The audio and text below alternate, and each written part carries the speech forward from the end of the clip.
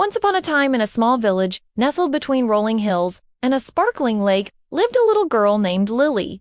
Now, Lily was no ordinary girl. From the time she could walk, she would skip down the lane with an uncanny grace, her laughter echoing through the trees like the song of a thrush.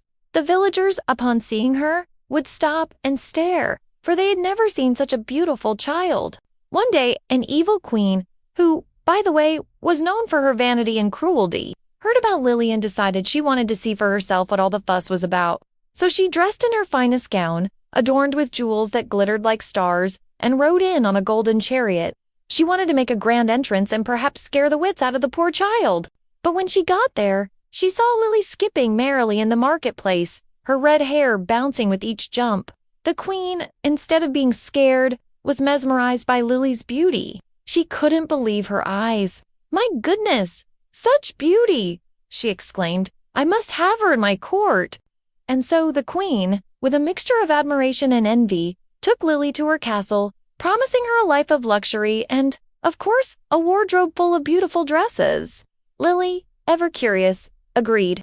At the castle, Lily was given a room with 4 walls that were all mirrors. She could see herself from all angles, and it was wonderful. But after a while, she started to feel sad. She missed her home, her friends, and most of all, her freedom.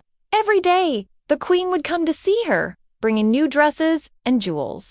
But Lily would only sigh and say, "They're beautiful, but I don't want to be a princess." The queen, confused and hurt, demanded to know why. And Lily, with a voice as sweet as a nightingale's, replied, "I do unwant to be a princess, because then I have to curtsy and be polite to everyone, even though I don't like them.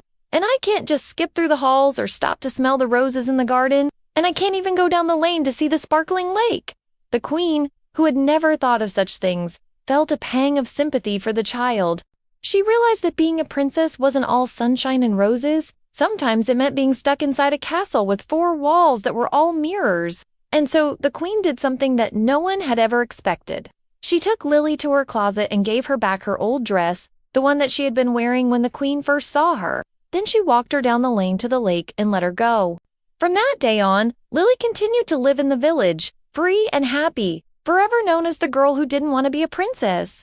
And as for the queen, well, she learned that sometimes the greatest treasures aren't found in castles or jewelry, but in the simple joys of life, like a good laugh and a skip down a lane.